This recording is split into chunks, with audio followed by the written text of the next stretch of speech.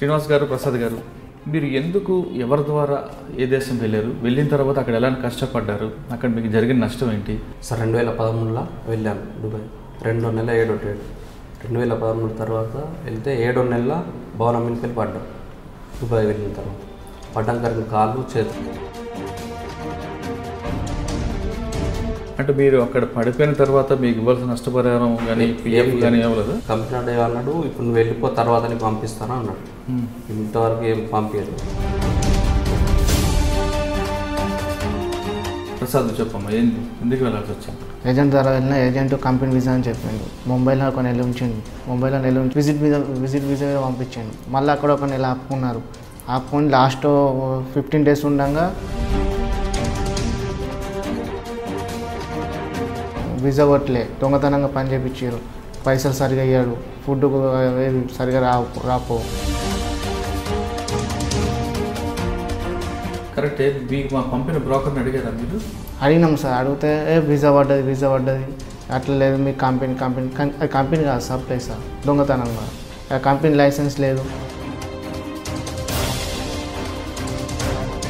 శ్రీనివాస్ గారు వెళ్ళారు, అక్కడ పనిచేశారు, ఇన్సూరెన్స్ లేదు, 2013 నుంచి బయటకు వచ్చారు. మరి ఇతనికి ఏ విధంగా మీ న్యాయం చేస్తారు? సార్ వాస్తవానికి ఇమిగ్రేషన్ యాక్ట్ 1983 చట్ట ప్రకారంగా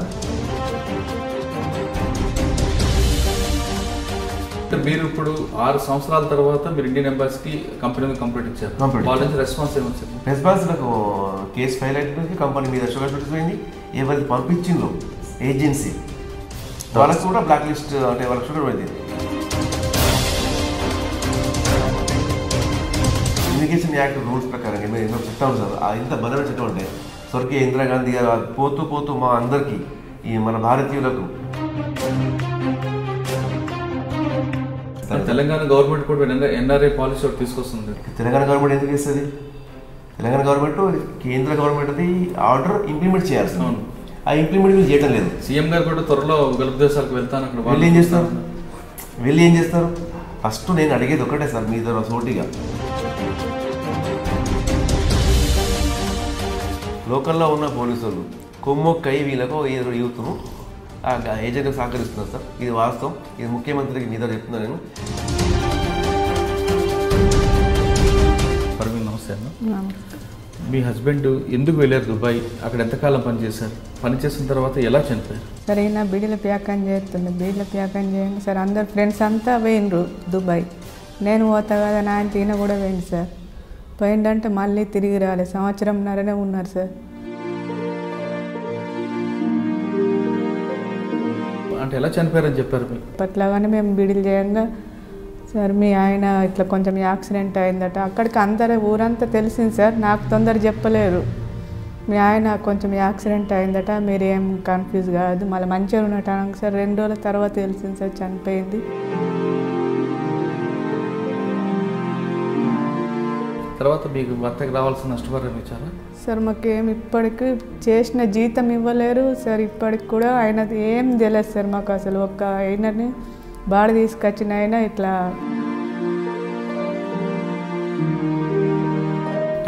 ఆయన డబ్బులు సంపాదిస్తారని దుబాయ్ వెళ్ళారు. వెళ్ళిన తర్వాత ఇట్టుండి నవ్వుతూ వెళ్ళిన వ్యక్తి అట్టుండి చనిపోయి వచ్చారు. సరే, మరి మీ కుటుంబం ఎలా గడుస్తుంది సార్? పోషించలేని పరిస్థితి sir.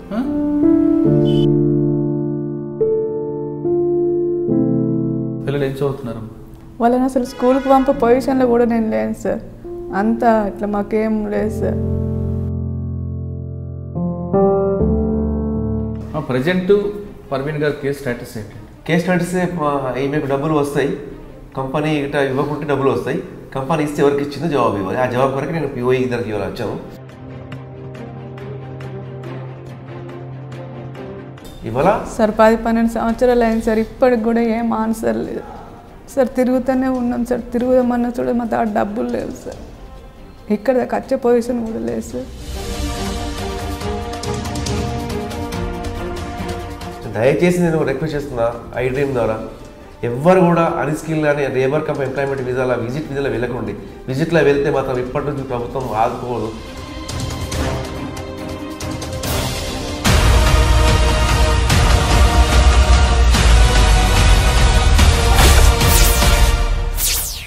Welcome to crime victims. బతుకు తెరే కోసం బ్రోకర్ల మాట నమ్మి పరాయి దేశం వెళ్ళి అక్కడ మోసపోయి తిరిగి తమ గ్రామాలు చేరుకుని వారిని పరిచయం చేసే కార్యక్రమంలో ఈ వారం మన గెస్టులు శ్రీనివాస్ గారు, ప్రసాద్.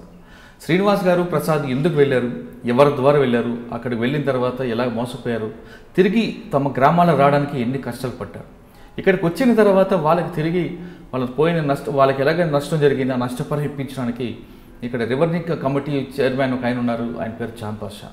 చాంద్ బాషా గారు వాళ్ళని ఎలా ఆదుకుంటున్నారు, కేవలం శ్రీనివాసు, ప్రసాద్ని కాకుండా ఇప్పటివరకు ఎంతమందిని ఆదుకున్నారు, వీళ్ళిద్దరికీ ఏ విధంగా నష్టపరిహారం ఇప్పిస్తున్నారు, వీళ్ళ కుటుంబాలు ఏ విధంగా ఆదుకుపోతున్నారు అనే విషయాన్ని చాంద్ బాషా గారు వరకు తెలుసుకుందాం. ముందుగా శ్రీనివాస్ గారికి, ప్రసాద్ గారికి నమస్కారం. శ్రీనివాస్ గారు, ప్రసాద్ గారు, ముందు మీరు చెప్పండి, మీ పేరు, మీ గ్రామంతో పాటు మీరు ఎందుకు, ఎవరి ద్వారా ఏ దేశం వెళ్ళారు, వెళ్ళిన తర్వాత అక్కడ ఎలా కష్టపడ్డారు, అక్కడ మీకు జరిగిన నష్టం ఏంటి, తిరిగి మీరు గ్రామంలో రావడానికి, మీ సొంత ఊరు రావడానికి ఎన్ని కష్టాలు పడొచ్చారు? సార్ 2013లో వెళ్ళాను దుబాయ్. 2వ నెల 7వ డేట్. 2013 తర్వాత వెళ్తే 7వ నెల భవనం మీదకి వెళ్ళి పడ్డాం. దుబాయ్ వెళ్ళిన తర్వాత పడ్డం కరిగిన కాళ్ళు చేతులు. అంటే ఎందుకు వెళ్ళారు? ఇక్కడ మీకు సొంత గ్రామంలో బాగాలేదా? ఇక్కడ లేక పని లేక వెళ్ళాము. అయితే ఒక నెల రోజులు ట్రీట్మెంట్ చేయించారు దుబాయ్ రషీద్ హాస్పిటల్. నెల రోజుల తర్వాత 2 నెలలు రూమ్లో ఉంచారు. 2 నెలలు రూమ్లో ఉంచి ఇండియాకి వెళ్ళగొట్టారు. ఆడ రూమ్లో ఉంటే ఏం మెడిసిన్ ఏమి ఇప్పించాలి, అట్లా మీద ట్రీట్మెంట్ చేయించారు. అంత వెళ్ళగొట్టారు. వెళ్ళగొట్టిన తర్వాత 2013లో 10వ నెలలో రిటర్న్ వచ్చేసాం. ఇక అప్పటి నుండి చాలా ఇబ్బందులు పడుకుంటా జీవిస్తున్నాం ఇప్పుడు. అంటే మీరు అక్కడ పడిపోయిన తర్వాత మీకు ఇవ్వాల్సిన నష్టపరిహారం కానీ పిఎఫ్ కానీ ఇవ్వలేదు? ఏమి ఇవ్వలేదు. ఏమంటారు కంపెనీ వాళ్ళు? కంపెనీ వాడు ఏమన్నాడు, ఇప్పుడు నువ్వు వెళ్ళిపో తర్వాత నీకు పంపిస్తాను అన్నాడు. ఇంతవరకు ఏం పంపించలేదు. మరి మీరు లీగల్గా ప్రొసీడ్ అయ్యారా? చాంద్ బాషా గారని నాకు ఎన్నుకుంటే నాకు అన్నీ చేస్తాడు. అక్కడ మీరు వాళ్ళు ఏమంటారు కంపెనీ వాళ్ళు? కంపెనీ వాళ్ళు ఏమన్నారు, ఏం ఇప్పుడు ఏమైతే ఇయ్యము, తర్వాత నీకు పంపిస్తాము, నువ్వు ఇండియా వెళ్ళు, తర్వాత నేను తప్పించుకుంటావు అని చెప్పారు. ఫినిష్ కొట్టి వెళ్ళగొట్టారు. అంటే ఎలా పడ్డారు అసలు మీరు? పంజాంగన పడ్డా భవనం వెళ్ళి మధ్యాహ్నం 1 గంట. అంటే మీరు ముందు అగ్రిమెంట్లో లేదా మీకు గాయపడితే వాళ్ళు ఇవ్వడానికి దానికి ఇన్సూరెన్స్ చేయలేదు, కంపెనీ చేయలేదు, కంపెనీ ఇన్సూరెన్స్ చేయలేదు నా మీద. మీరు తర్వాత ఇక్కడికి వచ్చిన తర్వాత లీగల్గా ప్రొసీడ్ అయినప్పుడు వాళ్ళు ఇచ్చిన రెస్పాన్స్ ఏంటి? లీగల్గా ఏం చేయలేదు. చాంద్ బాషా గారి దగ్గరికి పోయి చేసింది. అంటే 2013 నుంచి ఇప్పటి వరకు మీరు ఏం చేస్తున్నారు? ఏం చేస్తానంటే ఏం ఇట్లా చిన్న హోటల్ పెట్టుకొని జీవిస్తాను. అంటే వెళ్ళారు, ఎక్కువగా ఉండకుండా పడి గాయపడి ఇటు వచ్చారు అంతే. వచ్చాను. తర్వాత మీ కంపెనీ మీకు పట్టించుకోలేదు. ప్రసాద్ చెప్పమ్మా, ఎందుకు వెళ్ళాల్సి వచ్చింది? సార్ మాది అంటే ఎందుకు వెళ్ళాల్సి వచ్చింది అక్కడికి? ఎవరి ద్వారా వెళ్ళారు? ఎవరి ద్వారా? ఏజెంట్ ద్వారా వెళ్ళాను సార్. ఏజెంట్ ద్వారా వెళ్ళిన, ఏజెంట్ కంపెనీ వీసా అని చెప్పిండు. ముంబైలో ఒక నెల ఉంచిండు. ముంబైలో నెల ఉంచినాక విజిట్ వీసా మీద పంపించాను. గట్టిగా చెప్పు. విజిట్ వీసా మీద పంపించాను. మళ్ళీ అక్కడ ఒక నెల ఆపుకున్నారు. ఆపుకొని లాస్ట్ 15 డేస్ ఉండగా వీసా 15 డేస్ ఎక్స్పైర్ అవుతుండగా ఇసిపెట్టి పాస్పోర్ట్ ఇచ్చేసింది నాకు. అంటే ఎన్ని సంవత్సరాలు పనిచేసావు అక్కడ? 11 నెలలు పనిచేసిన అంతే సార్. 11 నెలలు బాగానే ఉంది అక్కడ? 11 నెలలు బాగాలేదు సార్. వీసా కొట్టలే, దొంగతనంగా పని చేయించారు. పైసలు సరిగా ఇయ్యాడు, ఫుడ్ సరిగా రాపో. అప్పుడే అమ్మ చాంద్ బాషా సార్ని కలిసింది. ఇట్లా 11 నెలలు ఎక్కడున్నావు దొంగతనంగా? మన ఫ్యామిలీ అపార్ట్మెంట్లో ఒక చిన్న రూమ్లో 18 మంది ఉన్నాం సార్. దానిలోనే కిచెన్, దానిలోనే బాత్రూమ్, అన్ని దానిలోనే. కరెక్టే. మీకు మా పంపిన బ్రోకర్ని అడిగారా మీరు? అడిగినాం సార్. అడిగితే వీసా పడ్డది. అట్లా లేదు, మీ కంపెనీ కాదు, సప్లై సార్. దొంగతనంగా కంపెనీ లైసెన్స్ లేదు, కంపెనీ రిన్యూవల్ చేయలేదు, ఏది లేదు సార్. మరి 11 నెలల తర్వాత ఏ విధంగా వచ్చారు ఇక్కడికి? అప్పుడు అమ్మ చాంద్ బాషా సార్ కానీ కలిసారు. ఇట్లా సంగతి అని చెప్తే అప్పుడు సార్ ఎంబసీ ద్వారా తప్పించాను. ఎప్పుడు వచ్చారు ఇండియా? నవంబర్ 9 వచ్చారు. మరి వచ్చిన తర్వాత కంపెనీ నుంచి రావాల్సిన అన్ని డబ్బులు వచ్చాయి మీకు? రాలేవు. 3 months అట్లనే అయిపోయినాయి. చాంద్ బాషా గారు చెప్పండి, ఈ కమిటీ పెట్టారు, రిటర్నింగ్ కమిటీ అని మీరు. ఆ కమిటీలో చాలామంది గల్ఫ్లో చిక్కు వాళ్ళందరినీ, మోసపోయిన వాళ్ళని తీసుకొస్తారు. ఇప్పుడు ముందు శ్రీనివాస్ విషయం తీసుకొస్తే, శ్రీనివాస్ గారు వెళ్ళారు, అక్కడ పనిచేశారు, ఇన్సూరెన్స్ లేదు, 2013 నుంచి బయటకు వచ్చారు. మరి ఇతను ఏ విధంగా మీ న్యాయం చేస్తారు? సార్ వాస్తవానికి ఇమిగ్రేషన్ యాక్ట్ 1983 చట్ట ప్రకారంగా ప్రవాస భారత బీమా యోజన ఉంటుంది. సంబంధించిన ఏజెంట్ ఎవరైతే పంపుతారో వారు లీగల్ వీసా వచ్చినప్పుడే బీమా అనేది అప్రూవ్ అవుతుంది. మన 500-600 ఫీజు టికెట్ కట్టుకుంటారు వాళ్ళు ఏజెంట్స్. దానికి అక్కడ ప్రమాదవస్తు చనిపోతే పడిపోయినా ఇలాంటి విక్రములైనా వాళ్ళకు 10 లక్షల రూపాయలు ఇండియాలో ప్రవాస బీమా యోజన మన భారత ప్రభుత్వం అది బీమా వర్తించింది. అది తెలియక కొంతమందికి అవగాహన లేక కొంతమంది న్యాయవాదులు కావచ్చు, కొంతమంది దానికి ఎన్జిఓస్ కావచ్చు, ఇలాంటి వాళ్ళు ఏదైతే ముందుగా వెళ్ళి మేము హెల్ప్ చేస్తామని చెప్పని ఫోర్జరీ డాక్యుమెంట్ తోటి ఏదో వాళ్ళతో అన్ని రకాల వైట్ పేపర్ తీసుకొని చాలా చిట్టింగ్ చేయడం జరిగింది సార్. నేను నా ఉద్యమ భాగంలో ఇదొకటి కేస్ స్టడీ చేస్తే ఇతనితో పాటు ఇతర 3 సార్లు చేస్తే ఈయన వీసా ఉంది కరెక్టే, కంపెనీ ఉంది కరెక్టే, కంపెనీ మీద ప్రమాదం చనిపోతే అక్కడ 18 నుంచి 20 లక్షల దాకా 30 లక్షల దాకా వస్తాయి వీళ్ళకు. అయితే ఆ ఇన్సూరెన్స్ పాలసీ డబ్బులు మా కంపెనీ మీద బ్లాక్ లిస్ట్ పెడితే చెప్పని వాళ్ళు ఏజెంట్ వాళ్ళు కంపెనీ వాళ్ళు కూడా నేను డాక్యుమెంట్ చెక్ చేసాం అడ్వకేట్ ద్వారా. చెక్ చేస్తే ఆయన కింద పడ్డాక నెక్స్ట్ డేలో జాయిన్ చేశాను. అప్పుడే ఉండబోయారు కానీ అక్కడ ట్రీట్మెంట్ ఒకరోజు ట్రీట్మెంట్ చేయించలేదు. ఎలాగో నెక్స్ట్ డే నుంచి అయితే ఆ డాక్యుమెంట్ చెక్ చేసినాక ఆయన ఏం చేసినట్టు నాకు 2 నెలలు అయినాక జీతం లేదు, డబ్బులు లేదు, మనకు ఇంటికైనా పంపండి లేకపోతే ఏం చేయండి అందరూ ఆయన తెలుసు కదా, ఇన్సూరెన్స్ ఉంటుంది తెలియదు, నాకు డబ్బులు వస్తుంది అంటే ఈయన ఎంబెస్సీకి కలిసింది సార్. ఇండియన్ ఎంబెస్సీకి నాకు సహాయం కావాలనేది అప్రోచ్ అయ్యాడు. ఇమీడియట్లీ ఎంబెస్సీ ఈయన డైరెక్ట్గా కంపెనీ టికెట్ ఇచ్చి ఒక మనిషిని ఇచ్చి ఇండియాకు డంప్ చేసి వదిలేసినాక ఆయన ఇల్లీగల్గా ఆయన కొంచెం తెలివిమంతుడే, శ్రీనివాస్కి కొంచెం అవగాహన ఉంది. ఒక అడ్వకేట్ లోకల్ అడ్వకేట్ నేను కేసు వేస్తా డబ్బులు తెప్పిస్తా అని ఆయన పాస్పోర్టు అండ్ డాక్యుమెంట్స్ 2 years ఆపుకున్నాడు సార్. ఎవరు అడ్వకేట్ తెలియదు అనేది 2 years ఆపుకున్నాక నీకు పని కాదు ఏం కాదు అని చెప్పి ఆయన అసలు ఫైల్ చేయలేదు, కేసు ఫైల్ చేయక ఆపుకుని నాకు నా గురించి నెంబర్ ఇస్తే నాకు వచ్చినప్పుడు నేను మొత్తం డాక్యుమెంట్ చెక్ చేశాను సార్.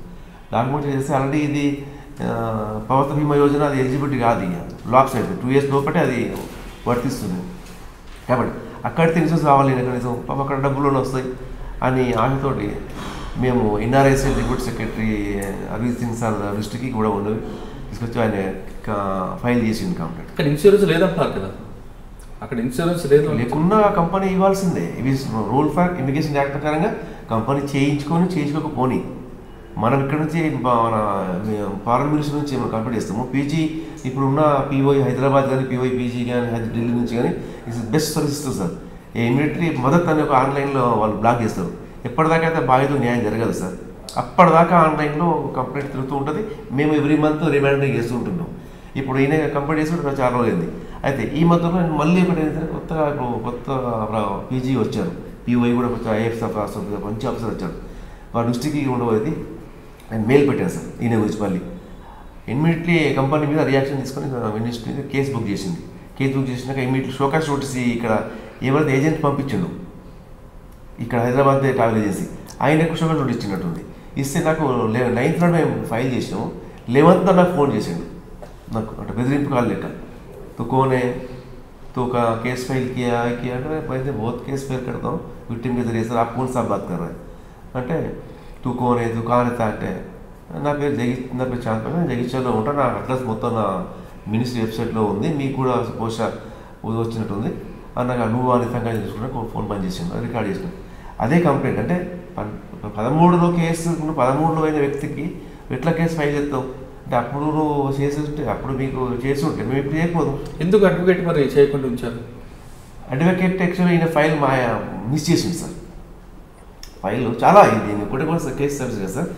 నా ఇలాంటి కేసు ఫైల్ మిస్ చేసి లేకపోతే ఆ కంపెనీ తోటి కుమ్మొక్కై కొంతమంది అంటే లైఫ్ షో ఇది కుమ్మొక్కై డబ్బులు తీసుకొని ఇక వస్తాయి ఆ అమ్మాయి ఆ విధంగా నడుస్తుంది. అంటే ఈ విధంగా చిట్టి అంటే శ్రీనివాస్ గారి కేసు విషయంలో అడ్వకేట్ అవతల కంపెనీతో కుమ్మక్కయ్యారని అనుమానం లేదు. ఈయన ఫైల్ అడ్వకేట్ దగ్గర వెళ్ళారు. యాక్చువల్ అడ్వకేట్ చాలా మంచి అబ్బాయి, ఇక్కడ నాకు రిఫర్ చేసిండు. ఆయన ఇంకో అడ్వకేట్ ఇస్తారు, ఈయన ఇంకో అడ్వకేట్ ఇస్తారు. ఈ విధంగా దుబాయ్ ఎంఎస్సీ ఒక అడ్వకేట్ వాళ్ళు వీళ్ళు కుమ్మక్క అవుతారు. వీళ్ళకి వీళ్ళు కూడా సంథింగ్ ఏజెంట్ లెక్కనే అడ్వకేట్లో వాళ్ళు కూడా అవగాహన లేక వాళ్ళు గ్రామాల్లో ఉంటారు. ఇస్తే వాళ్ళకి 10,000 ఇస్తారు డబ్బులు వచ్చాక. ఈ విధంగా అనేది మొత్తం వచ్చేదాకా కూడా తెలియదు, అందులోది చాలా మందికి డబ్బులు. అంటే మీరు ఏమైనా సంతకాలు పెట్టారు తెల్ల పేపర్ల మీద ఏమైనా? పెట్టలే, అడ్వకేట్ దగ్గర పెట్టలే. ఆ విధంగా అయితే నేను మళ్ళీ అయితే పేపర్లు దొరికినాయి. ఎక్కడికి వెళ్ళకు నువ్వు, చాంద్ పాషా అనే వ్యక్తి ఉన్నాడు, ఆయన దగ్గరికి వెళ్తే న్యాయం జరగవచ్చు. ఆయన ఒక అడ్వకేట్ పంపిస్తున్నారు. ఇటువంటి చాలా కేసులు ఇప్పుడు రాని కేసులు మేము చేస్తే మేము లీగల్గా నాకున్న నిపుణుల అంటే మీరు ఇప్పుడు 6 సంవత్సరాల తర్వాత మీరు ఇండియన్ ఎంబాసీకి కంపెనీ కంప్లీట్ ఇచ్చారు. వాళ్ళ నుంచి రెస్పాన్స్ ఏమొచ్చింది? రెస్పాన్స్ నాకు కేసు ఫైల్ అయిపోయింది, కంపెనీ మీద షుగర్ నోటీస్ పోయింది. ఎవరికి పంపించిందో ఏజెన్సీ వాళ్ళకి కూడా బ్లాక్ లిస్ట్, అంటే వాళ్ళకి షుగర్ పడింది. Immediately solve the problem, give report అని చెప్పించింది. నాకు బెదిరిస్ట్ కాల్ చేస్తుంది. దానికి బెదిరిస్తే నేను ఎప్పుడు ప్యూఐ కంప్లీట్ ఇచ్చాను. అంటే ఈ బెదిరింపులు మీకు కొత్త కాదు, కానీ అందుకే చాలా మంది చూస్తుంటారు. కానీ శ్రీనివాస్ గారి విషయంలో 6 సంవత్సరాల తర్వాత న్యాయం జరుగుతుంది. న్యాయం జరుగుతుంది కంపల్సరీ. ఇమిగ్రేషన్ యాక్ట్ రూల్స్ ప్రకారం ఎన్నో చట్టం సార్, ఇంత బలమైన చట్టం అంటే స్వర్గీయ ఇందిరాగాంధీ గారు పోతూ మా అందరికీ ఈ మన భారతీయులకు ఒక మంచి చట్టం నాపై మానవ దోపిడీ ఆపడానికి ఈ చట్టం బలమైన చట్టం ఉంది. దాన్ని ఇంకా రివ్యూ చేసి మన ఇప్పుడున్న అధికారులు చాలా మంచిగా బలం చేసాము. ఇమ్మీడియట్లీ మేము మెయిల్ పెట్టి వెళ్తాం సార్. ప్రపంచం లోపల ఎక్కడ ఉన్న మన భారతీయులకు ఈమెయిల్తోని పనిచేస్తుంది sir government of India. Correct. మీరు చెప్తున్న ఇమిగ్రేషన్ చట్టం ప్రకారం ఏదైనా నష్టపరిహారం వస్తుందో రాదు? వస్తుంది సార్, వస్తుంది. చాలా మందికి మీరు ఫైట్ చేస్తారు, కానీ చాలా మందికి అక్కడి నుంచి నష్టపోయిన ఉంటారు. వాళ్ళందరూ కూడా ఇమిగ్రేషన్ చట్టం మీద అవగాహన లేదా? లేదు, ఇమిగ్రేషన్ చట్టం అవగాహన లేక ఒకటి. కొంతమంది అక్కడ లోకల్ పొలిటికల్ లీడర్లు వారి న్యాయవాదులకు నమ్మి వాళ్ళు ఇస్తారు, అట్లా మోసపోతారు.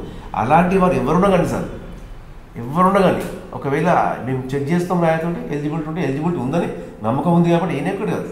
సతీష్ అని ఒక అబ్బాయి, ఇప్పుడు ఇతను శ్రీనివాస్ గారి విషయంలో ఎంత రావచ్చు? ఈయన కంపల్సరీ 20 నుంచి 15 లక్షలకు రావాలి సార్. ఈ ఇండియాలో ఉన్న బీమా యాత్ర ఇప్పుడు ఈ ఏజెంట్ బాధ్యత వహించాలి 10 లక్షలు. అంటే ఇప్పుడు ఇన్సూరెన్స్ అనేది కంపెనీ పే చేస్తుందా, ఏజెన్సీ? కంపెనీ పే చేస్తుంది. కంపెనీ ఇన్సూరెన్స్ బ్లాక్ చేయాలి, కంపెనీ అక్కడ ఇన్సూరెన్స్ ఫైల్ చేయాలి. కంపెనీ ఫైల్ చేస్తేనేమో ఆ ఇన్సూరెన్స్ మనకు ఒక ఎంబీసీ వాళ్ళు ఫైల్ చేస్తారు.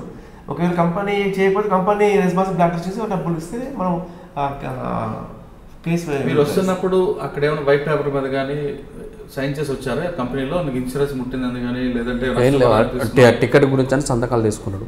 నాకు చదువు రాదు, దాన్ని టికెట్ అవసరం కదా, ఆ టికెట్ గురించి సంతకాలు పెట్టని తీసుకున్నాడు. సంతకాలు పెట్టింది మీరు వైట్ పేపర్ పెట్టారా లేదా? వైట్ పేపర్ కాదు, అది కంపెనీ నుండే పేపర్ తెచ్చింది. పెట్టారా? White paper. ఇన్సూరెన్స్ ముట్టిందని కానీ నష్టపరిహారం తీసుకున్నాను పెట్టారా మీరు? పెట్టలేదు, దానికి పెట్టలేదు కదా. పెట్టలేదు. అంటే భాషగా చెప్తున్నట్లు మీకు రావచ్చు సార్. అంటే మీరు పడిపోయినప్పుడు వాళ్ళు ఏమైనా డబ్బులు కానీ ఇచ్చారా మీకు వస్తున్నప్పుడు? లేదు, ఏమి ఇవ్వలేదు డబ్బు. అంటే ఇవ్వలేదు అంటున్నారు. ఇదంతా మనం ఇవ్వలేకపోతే ఒకవేళ రాంగ్ కేసు ఫైల్ ఇస్తే ఆయన మీద యాక్చువల్ చట్టపై తీసుకోవచ్చు గవర్నమెంట్ ఆఫ్ ఇండియా. నేను ఎప్పటిదాకా అయితే జునూన్ లేకపోతే ఒకవేళ నేను వీళ్ళు చెప్పింది కూడా నమ్మస్తాను. నేను డాక్యుమెంట్ ఎవిడెన్స్ చూసుకుంటాను. ఎందుకంటే నాకు ఉన్న మా అడ్వకేట్లు 2-3 వాళ్ళు స్టడీ చేస్తారు. వాళ్ళు చాలా స్టడీ చేసిన తర్వాత ఒక గంటలు మాట్లాడి వాళ్ళతో మాట్లాడిస్తాం. నిజం చెప్పు అని అన్నీ చేసుకున్న తర్వాత మేము ఆయనకు నాకు సర్టిఫై అయినప్పుడే మేము మెయిల్ పెడతాము. దేవుని వల్ల ఇండియన్ స్టాఫ్ చాలా బ్రహ్మాండంగా పనిచేస్తుంది. వాళ్ళ న్యాయం జరుగుతుంది. వాళ్ళ న్యాయం జరిగి మన దగ్గర ఒక ఇంటర్వ్యూ వచ్చింది ఒక మహిళ కోర్టులో, ఆర్మూర్ వనిత. ఆయన భర్త కూడా 2012 సంవత్సరాలు కదా సార్. మొన్న 1,65,000 రూపాయలు ఆమెకు చెక్ వచ్చింది. ఆర్మూర్ వనిత ఆయన లీగల్ న్యూస్. ఇంకొక అమ్మాయి వచ్చింది, 2 అబ్బాయిలు, ఆమెకు చనిపోతే 37 లక్షల రూపాయలు ఇన్సూరెన్స్ వచ్చింది. ఒక ఆమె వచ్చారు భర్తతో పాటు ఎంఆర్ఓ సిఏ తిట్టారని వాళ్ళ కుటుంబాన్ని ఆడుకున్నారా? ఆమెకి డబ్బులు వచ్చాయి, 1,65,000 రూపాయలు వచ్చింది. ఆర్మూర్ వనిత కాకుండా ఇంకో ఆమె వచ్చారు కదా, ఇంకో ఆమె సునీత. అవి ఫాల్స్ కేసు పెట్టి బుక్ చేసింది వాళ్ళు, అది నడుస్తుంది. Legal fight. నష్టపరిహారం జరిగింది ఇంకా కోర్టులో ఉందా? హలో, మేము కేసు విత్డ్రా చేస్తాము, మీరు రండి అంటే నాకు అవసరం లేదు. మీరు ఏ విధంగా కేసు ఫైల్ చేసిందో లీగల్గా మీరు కోర్టుకు ఎవిడెన్స్ ఇవ్వండి, నేను కూడా కోర్టుకు వచ్చి ఫైల్ చేస్తాను నేను చెప్తున్నాను. ప్రసాద్, ఎందుకు నువ్వు వచ్చావు 11 నెలల తర్వాత? సార్ అక్కడ బాగాలేదు సార్, మొత్తం ఏం బాగాలేదు? నెల జీతం ఇస్తలేడు, ఫుడ్ మమ్మల్ని ఇస్తలేడు సార్, వీసా కొడతలేడు. అట్లనే మరి ఎందుకు ఏ వీసా మీద వెళ్ళారు? Tourist visa. టూరిస్ట్ వీసా మీద వెళ్ళకూడదు విషయం తెలీదు? తెలియదు సార్ నాకు. కంపెనీ వీసా అని చెప్పారు. ఇన్ని నుంచి వెళ్ళి ముంబైలో ఒక నెల ఆపుకోరు, లాస్ట్ మూమెంట్లో ఒక రోజులో విజిట్ వీసా పంపించేసాను అంతే. అక్కడ వెళ్ళక ముందు టూరిస్ట్ వీసా అనేది తెలుసు. నేను ఫోన్ అన్నా సార్, ఎయిర్పోర్ట్లో కూడా బాగా అలో చేస్తే అక్కడికి వెనక కంపెనీ వీసా పడుతుంది, నీకేం కాదు, మేము చూసుకుంటాం అనుకుంటాం. మాట్లాడి 65,000 ఇచ్చాం సార్. అంటే మీరు ఏ పని మీద వెళ్ళారు సార్? సేల్స్ మ్యాన్ అని చెప్పింది సూపర్ మార్కెట్లో. అక్కడ పోయారు. ఏం చదువుకున్నారు మీరు? 10th. 10th క్లాస్ చదువుకుని సేల్స్ మ్యాన్ అడిగిస్తారు అనుకున్నారా? సార్ అట్లా అన్నారు సార్. చెప్పండి. ఇప్పుడు ఇతను విషయంలో తీసుకుంటే జనరల్గా దుబాయ్ వెళ్ళడం తప్పు కాదు, కానీ దానికి ట్రైనింగ్ ఒక స్కిల్ ఉండాలన్నది వాళ్ళ ఇంటెన్షన్. స్కిల్ లేకుండా రావద్దని వాళ్ళు కూడా చెప్తున్నారు. ఇతను 10th క్లాస్ చదివాడు, సూపర్ మార్కెట్లో సేల్స్ మ్యాన్ అని చెప్పి బ్రోకర్ మాటలు నమ్మి 65,000 కట్టేలేదు. 11 నెలలు ఉన్న తర్వాత బయటకు వచ్చారు. ఇప్పుడు ఇతనికి ఏ విధంగా న్యాయం జరుగుతుంది? సార్ యాక్చువల్లీ ఏజెంట్ కరీం అని నేను ఇంటి ముంగటనే రెండుకుంటాడు, నేవర్ అన్నారు. పరిచయం కాబట్టి మంచోడు కదా అని వీళ్ళు నమ్మి మనల్ని ఇచ్చింది. ఆ ఏజెంట్ అనే కరీం అనే ఏజెంట్, ఇంకొక సతీష్, ఇంకొక గంగాధర్ అనే ఏజెంట్లు, వీళ్ళు చాలా మందికి ఇప్పుడు చీటింగ్ చేసుకుంటే కేసులు నమోదు వాళ్ళు ఉన్నాయి. గతంలో కూడా మేము వాళ్ళ మీద కేసులు నమోదు చేయించాం. AK-47 ట్రైనింగ్ చేయవలసింది తెప్పించాం. వాళ్ళ మీద కేసులు ఉన్నాయి. అయితే నమ్మిపోవడం వీళ్ళ తప్పు, మేము అవేర్నెస్ కూడా చేస్తున్నాం. వాళ్ళు తప్పు లేదా తప్పు చేస్తున్నాం. ఈయన విషయంలో వస్తే ఈయనకు డైరెక్టర్ విజిట్ చేయాలి, విజిట్ మీద ట్యాంపరింగ్ విజిట్ ఇచ్చిండు, మ్యానుఫ్యాక్చరింగ్ 3 సార్లు ఇచ్చిండు. అట్లా 1 year 6 months ఇక్కడ ఆపుకున్నాడు. మళ్ళీ ఎక్కడో వేసి అక్కడ విజిట్ పంపించింది, డంప్ చేసింది. డంప్ చేసినాక అక్కడ ఒక ఏజెంట్ ఉంటాడు, అలా ఊరు వ్యక్తి, KGP అబ్బాయి గంగాధర్. అయితే ఆయన ఎయిర్పోర్ట్ రిసీవ్ చేసుకున్నాడు, పంపించాడు. పని లేదేం లేదు. అయితే ఎట్లా ఏడ్చుకుని పోతాను తెప్పి అంటే నేను ఆ పని పెడుతున్నా అనిపించాను. 9 months అబ్బాయి చాలా నరకయాత్ర పట్టిండు. వీళ్ళ ఇంటి పక్క కూడా మా ఇంటి దగ్గరనే వెంకన్న అని నా మంచి మిత్రుడు, చిన్న పర్సన్. ఆయనే వస్తే నాకు ఇది విజిట్ లేదు, మేము పని చేయము, గవర్నమెంట్ ఆఫ్ ఇండియా ఫైర్ అవుతుంది, విజిట్లో పోదంటున్నాం కదా, ఎట్లా మనం కేసు ఫైల్ చేస్తామన్నా అంటే ఎట్లనే నా పిల్లాడు ఎడుతుంటే మన ఈ ప్రాంతంగా మొత్తం వాట్సాప్ ద్వారా పిల్లాగి మొత్తం ఇన్స్పెక్షన్ తీసుకొని డైరెక్ట్ వచ్చి NRSLకు చిట్టిబాబు గారితో కలిసి కేసు ఫైల్ చేయించిన. నేను కూడా మినిస్టర్ నుంచి మళ్ళీ మా అడ్వకేట్ ద్వారా మెయిల్ పెట్టినాం. ఒకసారి విజిట్ల మీద కేసు తక్కువ ఫైల్ చేస్తున్నాం. నేను జున్ను ఇది ట్యాంపరింగ్ చేసింది కాబట్టి, ఇలా పాత కేసులు ఉన్నాయి కాబట్టి ఈ ఏజెంట్ల మీద, వీళ్ళ మీద పోలీసు భయం లేకుండా అయిపోతుంది. ఈ మోసాలు ఎక్కువ అవుతున్నాయి. ECNR పాస్పోర్ట్ చూస్తున్నారు యువకుల దగ్గర. గతంలో ECNR ఉన్నా ECR ఉన్నా ఇమిగ్రేషన్ క్లియరెన్స్ అవసరం ఉంటుంది సార్. ఈ దగ్గర ఇమిగ్రేషన్ చేస్తే మాత్రం కంపల్సరీ బాగా న్యాయం జరుగుతుంది. ECNR పాస్పోర్ట్ నోట్ల వీళ్ళు ఎంప్లాయ్మెంట్ విజిట్ అని చాలా మోసం డంప్ చేస్తున్నారు. యూరోప్ కంట్రీ, దుబాయ్, మలేషియా, ఈ విధంగా వీళ్ళు వెళ్ళడం తప్ప అయితే అక్కడ పంపడం తప్ప రెండుట్లా మధ్యలో అయిపోతుందంటే ఈ ఇబ్బంది గవర్నమెంట్ ఆఫ్ ఇండియాకు మాలాంటి వరకు మన మీడియా వాళ్ళకి ఇబ్బంది అవుతుంది. ఎందుకంటే వాస్తవాలు తెలియక కొంతమంది మీడియా వాళ్ళు ప్లే చేస్తున్నారు. ఆ అబ్బాయి ఎందుకు వెళ్ళిండు విజిట్, అక్కడ నుంచి వాట్సాప్ పంపుతానే ఇమీడియట్లీ దానికి వైరల్ చేయడం, ఈ విధంగా అయితే మంచి పని. కాకపోతే మేము మా దగ్గర వచ్చే వరకు అని ఏ విధంగా ట్యాంపరింగ్ విధానం గవర్నమెంట్కి పంపితే immediately government of India action తీసుకుంటుంది, వీళ్ళని తెప్పిస్తుంది. నేను మెయిల్ పెట్టిన 2 రోజులకి ఎంబసీకి మాట్లాడితే ఎంబసీ వాళ్ళు నాతో మాట్లాడాను, ఈయనతో మాట్లాడాను. మేము ఫోన్ ద్వారా బాబు మేడం వెళ్తుంది మీరు వాళ్ళు ఎంబసీ, ఇట్లా ఈ విధంగా పుషింగ్ చేసుకుంటూ మేము ఎయిర్పోర్ట్ నుంచి గవర్నమెంట్ ఆ కంపెనీ నుంచి బ్లాక్ లిస్ట్ చేసి నేను టికెట్ ఆ మీద డబ్బులు కొన్ని ఇప్పించి ఎంబసీ పంపించింది, రిసీవ్ చేసుకుంది. ఇమీడియట్లీ మన POI దగ్గరకు వచ్చాం. మేము పోలీస్ దగ్గరికి వెళ్తే వాళ్ళు మాకు మీ దగ్గరికి ఎందుకు వెళ్ళినాం, మేము రావాలి వీళ్ళకి బెదిరిస్తారు. మీ దగ్గరకు వస్తే న్యాయం కాకపోతే మాకు వస్తాం సార్, మేము రమ్మని పిలుస్తున్నాం, బోర్డు పెట్టుకుంటున్నాం. ఇక్కడ గవర్నమెంట్ ఆఫ్ ఇండియా గైడ్లైన్స్ మీద మనం పనిచేస్తున్నాం, అవేర్నెస్ క్యాంపింగ్ చేస్తున్నాం, అన్ని రకాలు చేస్తున్నాం. అయినా వీళ్ళు మోసపోతున్నారు కాబట్టి దీనికి మేము అప్పుడే చెప్పాం. NRI పోలీసు, NRI ఒక హెల్ప్ లైన్ సెంటర్ ఆమోదం వచ్చి ట్యాంపరింగ్ వీసా ఉంటుంది, విజిటింగ్ వీసా అంతా మోసాలు జరుగుతాయి. ముందే మీ గ్రామాల్లో పెట్టచ్చు కదా. చాలా పెడుతున్నాం సార్, చాలా మీకు ఎంత స్టిక్కర్స్, వాల్ పోస్టర్స్ నా ఊహించండి. మీకు తెలియదా ముందు? తెలియదు సార్, కంపెనీ వీసా అని చెప్పింది ఫస్ట్. అక్కడ వీసా అని చెప్పాడు కరెక్ట్, అది మాకు రాసి చెక్ చేసుకోవడం మీ బాధ్యత కదా, అది ఒరిజినల్లా కాదా అనేది చూపిస్తానంటే అద్దు అవసరం లేదు, ఒరిజినల్ అని తీసుకుండు, ఆయన చేతిలో ఉంచుకుండు, పోయేటప్పుడు ఇచ్చింది నాకు. ఇప్పుడు ఈయన క్షేమంగా వచ్చాడు ఇండియా, ఇప్పుడు ఇద్దరు మరి మీరు ఏ విధంగా చూస్తారు, లేదా ఇలాంటి వాళ్ళు మరి పోకుండా ఉండడానికి ఏమైనా అవేర్నెస్ క్యాంప్ పెడతారు? అవేర్నెస్ క్యాంప్ మేము పెడతాం సార్. మన ఇప్పుడు ఈ మధ్యలో కూడా మేము స్టిక్కర్స్ మన కొట్టించినాము, అది మీకు చూపిస్తాం. ఇప్పుడు అది అంటే ఏ విధంగా గవర్నమెంట్ ఫాలో చేస్తుందో అది ఆర్డర్ బై పెట్టి మళ్ళీ పెద్ద ప్రోగ్రామ్ పెడతాం, మిమ్మల్ని యూనిట్ చేస్తాం. తెలంగాణ గవర్నమెంట్ కూడా NRI పాలసీ ఒకటి తీసుకొస్తుంది. NRI పాలసీ తెలంగాణ గవర్నమెంట్ చెప్పేది ఓ తీరు ఉంది, చేసేది ఓ తీరు ఉంది. NRI పాలసీ ఉంది, మంత్రి KTR గారు NRI పాలసీ చేసేందుకు అయిపోయింది, ఇంప్లిమెంట్ కావాలి సార్. NRI పాలసీ ఉంది, Indian government of India. Telangana government ఎందుకు చేస్తుంది? తెలంగాణ గవర్నమెంట్ కేంద్ర గవర్నమెంట్ది ఆర్డర్ ఇంప్లిమెంట్ చేయాల్సింది, ఆ ఇంప్లిమెంట్ వీళ్ళు చేయడం లేదు. సీఎం గారు కూడా త్వరలో గల్ఫ్ దేశాలకు వెళ్తాను, అక్కడ వెళ్ళి ఏం చేస్తారు? ఫస్ట్ నేను అడిగేది ఒకటే సార్, మీ ద్వారా సోటిగా ముఖ్యమంత్రి గారు మీరు అధికారంలోకి వచ్చాక మాకు NRI పాలసీ మీద అవగాహన చెప్పాను, గైడ్లైన్స్ ఇవ్వమందో మేము ఇచ్చాము, మీరు ఆర్డర్ పాస్ చేశారు సార్. మీరు ఆర్డర్ పాస్ చేసిన తర్వాత మీ సిబ్బంది ఏదైతే హోమ్ టామ్కామ్ అని మనం పెట్టాం సార్, టామ్కామ్లో అవేర్నెస్ క్యాంపింగ్ పెట్టాం. మరి ఎక్కడ అవేర్నెస్ పెడుతున్నారు? అది మీరు ఫాలోఅప్ చేయండి సార్. ఎన్ఆర్ఐ సెక్షన్ డిపార్ట్మెంట్లో అయితే ఎంతమంది ఉండాలి? ఒక ఇద్దరే ఉంటారు సార్, ఒక ఇద్దరే. ఎంత మంచి వ్యక్తులు వాళ్ళతో మేము పంచుకుంటున్నాం. ఒక ఎన్ఆర్ఐ హెల్ప్ లైన్స్ ఉంటారు, ఎంతమంది ఉండాలి సార్? యాక్సిడెంట్ కేసులు, డెడ్ బాడీస్ అండ్ చిట్టింగ్ కేసులు, ఇవన్నీ ఒక్క ఇద్దరు వ్యక్తులే చూస్తుంటే వాళ్ళకి ఎక్కడ టైం సరిపోతుంది సార్? ఎన్ఆర్ఐ పాలసీ ఉంది సార్, అందుకే మీకు స్టిక్కర్ ఇస్తున్నారు. తెలంగాణ గవర్నమెంట్ ఎన్ఆర్ఐ పాలసీ మీద చాలా స్టడీ చేసింది, చాలా రిపోర్ట్ తీసుకున్నది. ఆ రిపోర్ట్ తీసుకున్న తర్వాత కూడా నా దగ్గర పని చేయమని పోలీసులకు ఆర్డర్ ఇచ్చింది. పని నడుస్తుంది. ఇక్కడ కింద యంత్రాంగం లేదు కదా సార్, కింది యంత్రాంగం చక్కగా పనిచేస్తలేదు. అది ముఖ్యమంత్రికి మీ ద్వారా చెప్పగలుగుతున్నాను. ఇప్పుడు ప్రసాద్ విషయంలో ఆయనకి ఏం చేస్తారు మీరు? ప్రసాద్ విషయంలో ఇమీడియట్లీ ఆయన వచ్చాడు, అయిపోయింది. ఆయన డబ్బులు రావాల్సింది అయితే ఏజెన్సీ ఉంటే వస్తాయి.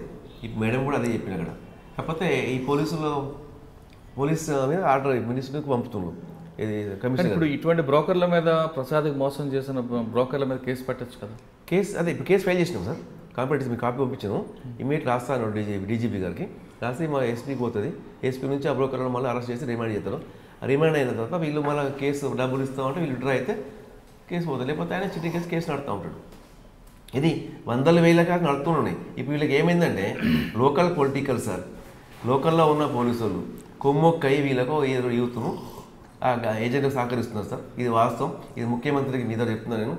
మీరు ఎన్ని పాలసీలు తీసుకొచ్చినా, మీరు ఎన్నిసార్లు దుబాయ్ పోయి వచ్చినా, ఇది ఆగాలంటే గ్రౌండ్లో ఉన్న అధికారులు సక్రమంగా పనిచేయాల్సి ఉంటుంది. పని చేస్తలేమంటలేము, పని చేసే వాళ్ళని రాజకీయ నాయకులు ఆపుతున్నారు. ఈ రాజకీయ ఒత్తిడి లేకపోతే గ్రౌండ్ లెవెల్లో మీ గ్రౌండ్ ఒక నిఘా పెట్టండి. మా ఎన్ఆర్ఐ పోలీస్ ఇవ్వండి సార్. ఎన్ఆర్ఐ పాలసీలు పంజాబ్లో ఎన్ఆర్ఐ పోలీసు ఉంది, ఢిల్లీలో ఉంది, విదేశ్ భవన్ బొంబాయిలో ఉంది. అన్ని విదేశ్ భవన్ కట్టింది కదా. ఆ పాలసీ ప్రకారంగా మాకు కూడా విదేశ్ భవన్ కేంద్రం కడుతుంది, కేంద్రం డబ్బులు ఇస్తుంది. విదేశ్ భవన్ కట్టండి, మాకు ఎన్ఆర్ఐ పోలీసు పెట్టండి. జిల్లాకు ఎన్ఆర్ఐ 10 మంది పోలీసు 10 మంది పెట్టండి. లేకపోతే 10 మంది పోతే నాకు ఇవ్వండి సార్. తెలంగాణలో ఒక్క పోలీసులు కూడా ఆపుతున్నాను. మీ ద్వారా చెప్తున్నాను. ఇన్ని సంవత్సరాల నుంచి ఇట్లా ఆపుతున్నాం కదా. ఇప్పటికైనా ఎవరికి ఎన్జిఓస్లకు వాళ్ళకి వీళ్ళకి మీరు డొనేషన్ ఇస్తున్నారు. ఎందుకు ఇస్తున్నారు? వీళ్ళకి ఇవ్వనా డబ్బులు? నేను ఇన్ని సంవత్సరం పనిచేసిన ₹1 చందా తీసుకోలేదు. ఎక్కడ తీస్తే ఇది చేయండి. ఎక్కువ మీరు మీకే సలహాలు ఇచ్చిన, సూచనలు ఇచ్చిన, రమ్మంటే వచ్చిపోయినా నాకు రూపాయి మీరు తీయలేదు. ఎందరి పాలసీ నుంచి ఎట్టిపోతున్నాయి డబ్బులన్నీ. రాష్ట్రంకు కేంద్రం ఇచ్చి డబ్బులు ఎట్టిపోతున్నాయి. చనిపోయిన కుటుంబాలకు మీరు 5 లక్షలు ఇస్తున్నారు, ఇవ్వలేదు. ఎప్పుడు ఇస్తారు? అద్దు 2 లక్షలు ఉన్నాయి. 2 లక్షలు ఇచ్చే వాళ్ళకు వాళ్ళు బతుకుతారు కదా పిల్లలు. అదే ఇస్తాం, అన్ని చేస్తా అంటున్నారు. ఏం చేస్తారు మీరు? ఏం చేస్తలేరు. ఆర్డర్ చేస్తున్నారు. ఒకటి మంచి పని చేస్తున్నాం ముఖ్యమంత్రి గారు. మెచ్చుకోవాల్సింది జీవోలు పాస్ చేస్తున్నాడు. ఆ జీవో పాస్ అయినాక మా పని మేము చేస్తున్నాం సార్. కింద అధికారి పని చేసినా చేయకుండా ఏ విధంగా చేయించుకోవాలో మేము ఈమెయిల్ ద్వారా పైన తెప్పించుకుంటున్నాం. పైకి లిపిడ్ పెడుతున్నాం, కింద పని నడుతుంది. ఆ కింద ఏదో ముందే పని చేస్తే ఈ ఇబ్బందులు ఉండదు సార్. నేను గవర్నమెంట్కి విమర్శనే కాదు, ఒక సూచన. డైరెక్ట్గా నేను గ్రౌండ్ రిపోర్ట్ మీకు మీద ఇస్తున్నాను. మీరు ఇచ్చే జీవోలు, ఆ జీవో ప్రకారం మేము పనిచేస్తున్నాం. మనకు వస్తుంది పనిచేస్తున్నాం. అదే మీదకి వస్తే మీరు ఎన్ఆర్ఎస్ఎల్ కలెక్టర్ ఆఫీస్లో ఉమ్మడి కరీంనగర్ జిల్లాలో కలెక్టర్ ఆఫీస్లో హెల్ప్ లైన్ పెట్టి ఎన్ఆర్ఐ ఎటుపోయింది? అది ఎందుకు పోయింది? ఎందుకు తీసేసాను? ఎన్ఆర్ఐకి మాకు మంత్రి ఉండే, ఆ మంత్రి మీ దగ్గరే ఉంది, ఆ శాఖ మీ దగ్గర ఉంది. మీ ఒక మంత్రి శాఖను పెట్టండి, ఒక ఎన్ఆర్ఐ పోలీసులు పెట్టండి. ఎన్ఆర్ఐ హైకమిషన్ ఉంది, ఎన్ఆర్ఐ కోర్టు మాకు కావాల్సింది. ఇది ఇమిగ్రేషన్ యాక్ట్ ప్రకారంగా ఏ చిట్టి కేసు పెడతారు. ప్రసాద్ లాంటి వాళ్ళు ఎంతమంది మోసపోయారు ఉంటారు? లక్షల మంది ఉన్నారు. తెలంగాణలో సగం జనాభా మోసపోయిన వాళ్ళు ఉన్నారు. సగం జనాభా తెలంగాణలో సార్. మీరు ఒక్కసారి గ్రౌండ్ రండి సార్. ఇది ఇవాళ ఫస్ట్ కాదు, అన్ని ఛానల్స్, అన్ని రిపోర్టర్స్, అన్ని మీడియా, జాతీయ మీడియా కూడా జైచల్కి వచ్చింది సార్. దీన్ని సర్వే చేసుకున్నది అన్నింటిలో యూట్యూబ్లో ఉన్నది కదా. మీరు మీరే కొంచెం చెప్పిండ్రు. భాష చాలా ఇబ్బంది ఉన్నది. ఎల్లారెడ్డిపేట ముఖ్యమంత్రి నాతో స్వయంగా చెప్పిండు.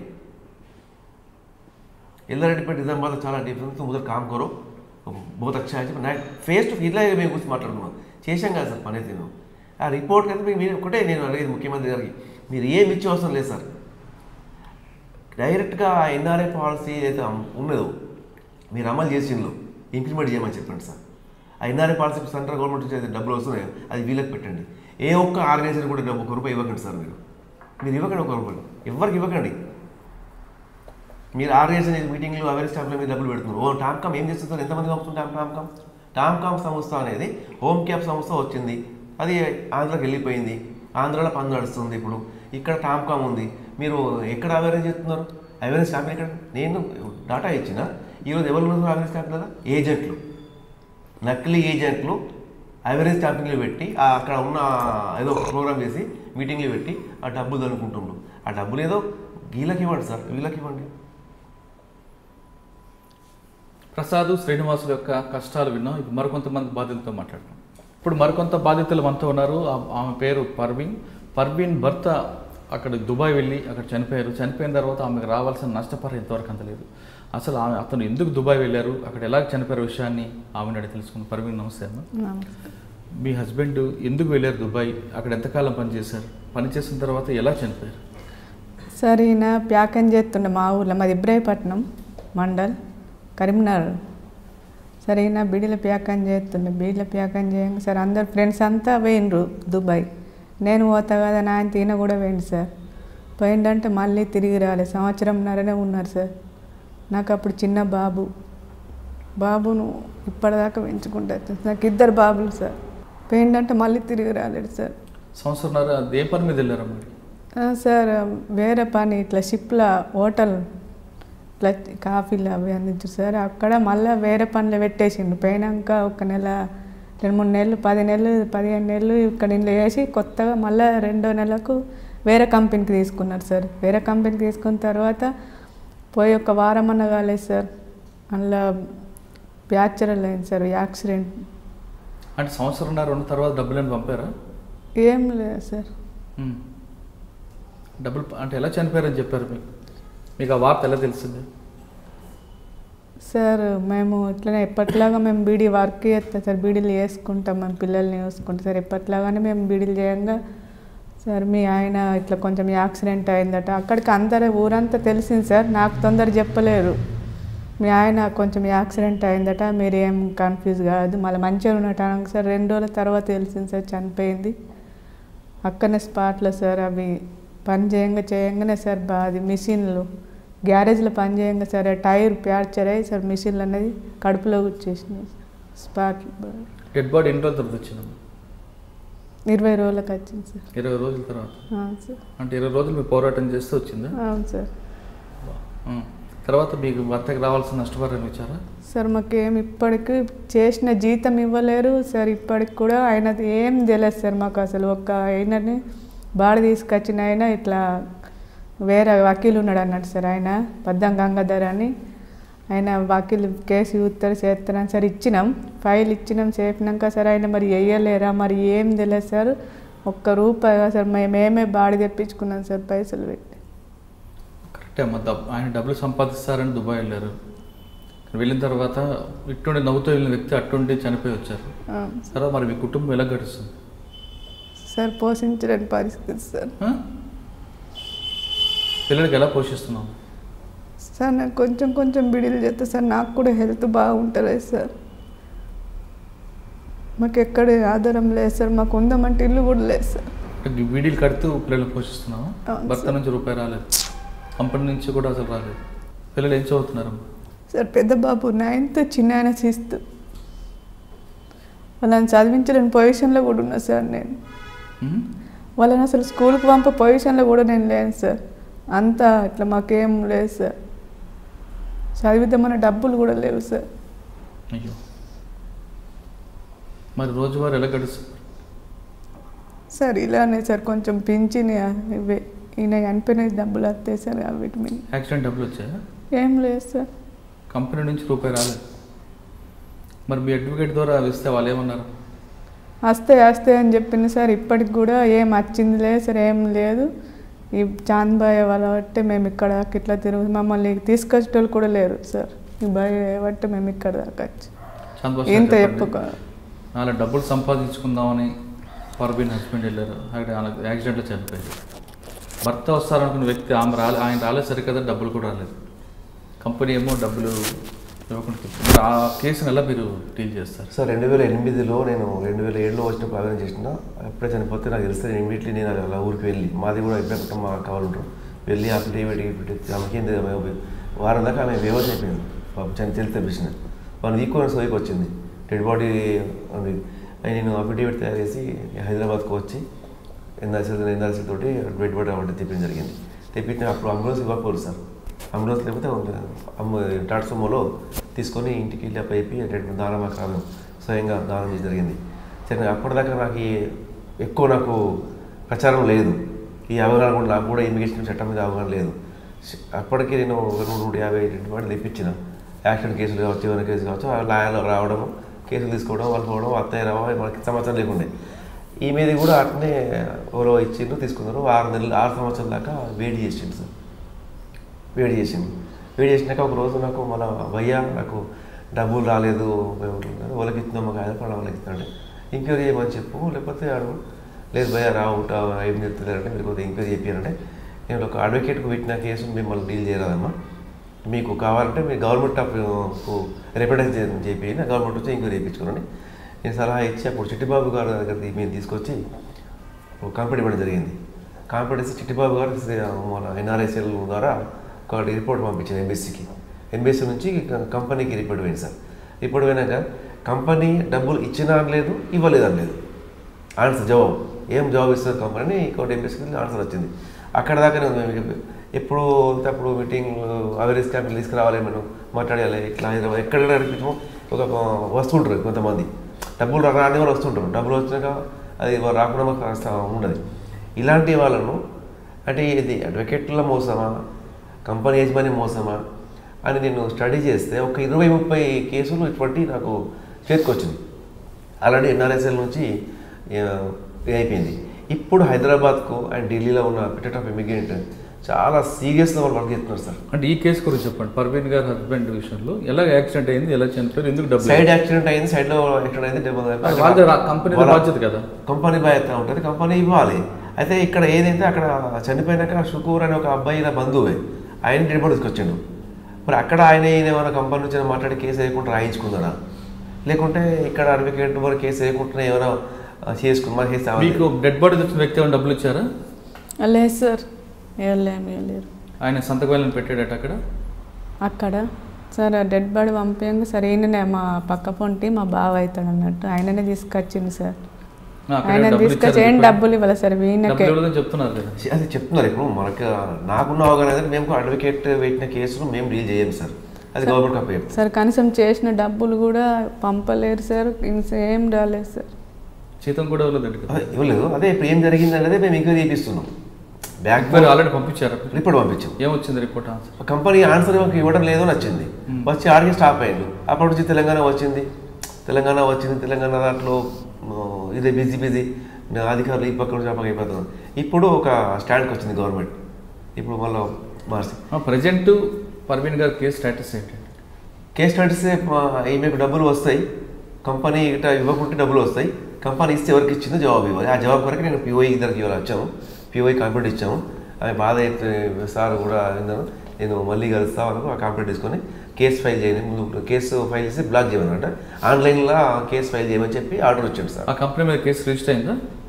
ఇవాళ అయింది, ఇవాళ బ్లాక్ ఇస్తాను. ఇవాళ అప్లికేషన్ ఇచ్చారు, ఇవాళ ఇచ్చాం కేసు, మళ్ళీ ఇచ్చాం, డబల్ ఇచ్చాం ఇవాళ సార్. 10-12 సంవత్సరాలు అయింది సార్, ఇప్పటికి కూడా ఏం ఆన్సర్ లేదు సార్. తిరుగుతూనే ఉన్నాం సార్, తిరుగుదామన్నా చూడ మా తాడు డబ్బులు లేవు సార్, ఇక్కడ వచ్చే పొజిషన్ కూడా లేదు సార్. మరి డబ్బులు ఏ విధంగా వస్తున్నాం ఇక్కడ హైదరాబాద్ సార్? ఈ భయం తీసుకొచ్చి ఇప్పుడు ఈ కేసులో చెప్పండి. ఇప్పుడు ఈ కేసులో జునూన్ కేసు సార్, ఇది 100% షూర్ డబ్బులు రావాల్సిన కేసు ఇది. ఆ కేసు మరి ఏం జరిగింది నేను అందులో పోను సార్. ఈమె డబ్బులు రాకపోతే ఇప్పుడు పిఓఐ వచ్చిండు, పిఓఐని వేస్తాడు. ఇప్పుడు సంబంధిత ఏజెంట్ ఎవరు పంపించాడు, ఆయన మీద కూడా కేసు బ్లాక్ అవుతుంది, ఇప్పుడు కేసు బుక్ అవుతుంది, షోకాస్ పోతుంది. ఆ ఏజెన్సీ ఏవైతే ఉన్నాడో అప్పుడు 2 సంవత్సరాల లోపు ఆయన ఎలిజిబిలిటీ ఉంటుంది అని అప్పుడు రాలేదు కాబట్టి ఇప్పుడు కూడా ఆయన బాధ్యత వహించాలి. అంటే దాదాపు 2008 నుంచి 2019 వచ్చింది, 6 సంవత్సరాలు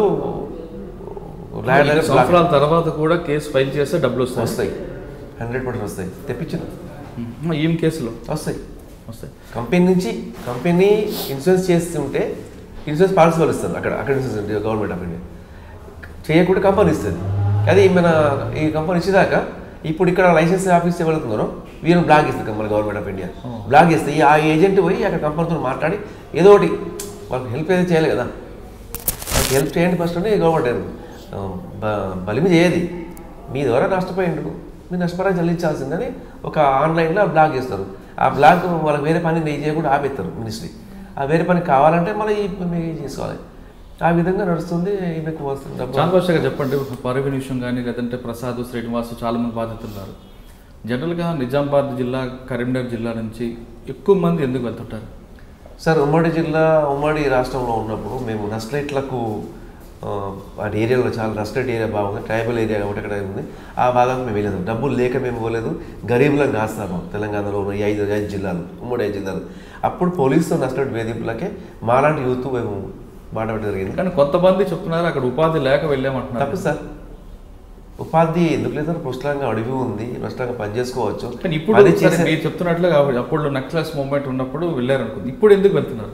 ఇప్పుడు చదువుకుని వాళ్ళు ఈజీ మనీ. ఇప్పుడు పని లేదు. ఫస్ట్ ఏమో పని చేద్దామంటేనేమో పని చేయకపోరు, బయట పోదు అందరూ. ఇప్పుడు ఈజీ మనీ.